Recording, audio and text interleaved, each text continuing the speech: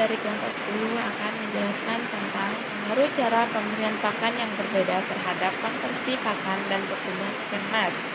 Sebelum kami memberi penyuluhan, perkenalkan nama saya Yunita Maharani. Perkenalkan, nama saya Juliana Pangaribuan. Dan saya Gracia Irene Girsang. Pengertian pakan. Pakan merupakan sumber nutrisi bagi biota budidaya yang terdiri dari protein, karbohidrat, vitamin, dan mineral. Komponen penyusun pakan yang terdiri dari protein, lemak, karbohidrat, vitamin, dan mineral, di mana protein merupakan suatu molekul kompleks yang besar yang terbentuk dari asam amino, di mana asam-asam amino tersebut satu sama lain dihubungkan ikatannya. Kemudian lemak. Lemak merupakan sekelompok ikatan organik yang terdiri dari unsur C, H, dan O. Kemudian karbohidrat. Karbohidrat merupakan sumber utama termurah bagi hampir seluruh penduduk dunia. Fungsi utama dari karbohidrat merupakan sumber energi. Kemudian mineral. Mineral merupakan padatan senyawa kimia homogen non-organik dan terbentuk secara organik. Dan yang terakhir yaitu vitamin. Vitamin merupakan sekelompok senyawa organik berbobot molekul kecil yang memiliki fungsi vital dalam metabolisme setiap organisme yang tidak dapat dihasilkan oleh tubuh. Syarat dalam pembuatan pakan. Yang pertama yaitu pakan harus memiliki nilai gizi yang tinggi, di mana gizi yang tinggi pada pakan dapat mempercepat pertumbuhan dan perkembangbiakan pada ikan. Yang kedua yaitu mudah untuk didapatkan. Hal ini bertujuan agar tidak terjadinya kelangkaan pada pakan. Yang ketiga yaitu mudah untuk dicerna. Hal ini agar proses metabolisme dan sistem pencernaan pada ikan tidak terganggu. Yang keempat yaitu mudah untuk diolah. Hal ini bertujuan untuk mengefisiensi waktu yang dibutuhkan dalam pengolahan. Yang kelima yaitu tidak beracun. Pakan yang beracun dapat menyebabkan kematian pada ikan. Yang keenam atau yang terakhir yaitu harga yang relatif murah, di mana dengan harga yang relatif murah dapat menghemat proses budidaya.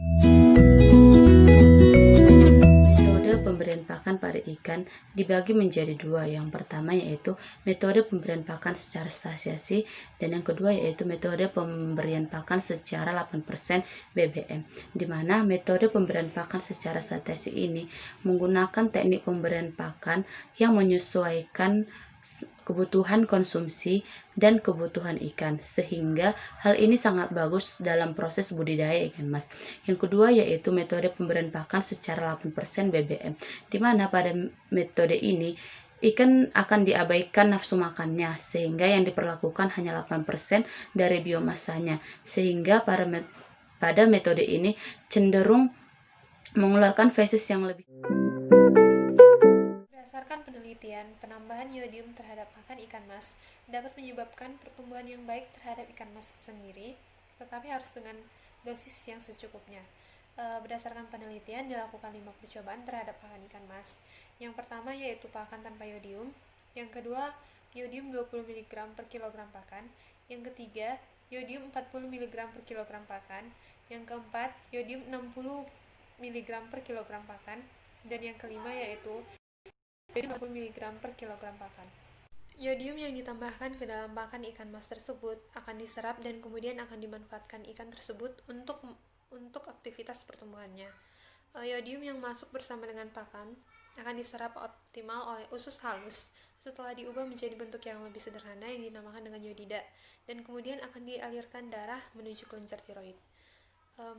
Dalam kelenjar tiroid ini, iodium kemudian akan dioksidasi menjadi senyawa antariodium dengan menggabungkan iodium ke dalam residu tirosil ke dalam asam amino yang dihasilkan oleh kelenjar tiroid. Berikutnya yaitu dari iodotirosin ke dalam hormon tiroid yang akan membentuk hormon tiroid, juga triodotironin, yang kemudian hormon tersebut akan berperan dalam proses mempercepat metabolisme nutrien dan secara tidak langsung akan berperan dalam pembentukan energi terhadap ikan sendiri.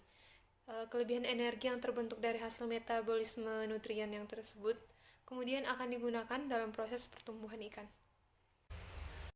Dalam penelitian ini dilakukan 3 percobaan. Percobaan yang pertama yaitu Starbio Super 3 gram per kilogram pakan. Percobaan yang kedua yaitu Starbio Super 5 gram per kilogram pakan. Dan percobaan yang ketiga yaitu Starbio Super 7 gram per kilogram pakan. Pada hasil penelitian didapatkan bahwa 10 hari pertama dan 10 hari kedua tidak ada satupun ikan yang mati dalam 3 perlakuan ini.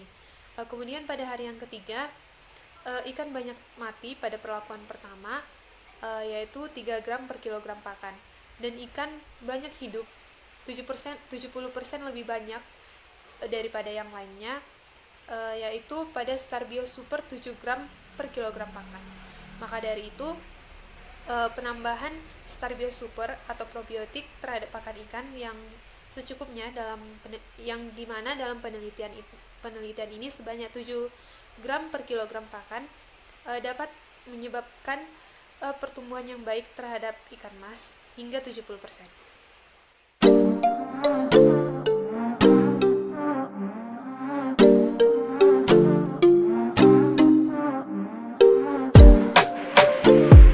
Itulah penjelasan dari kelompok kami. Apabila ada kata salah, kami mohon maaf, dan kepada Allah kami mohon ampun.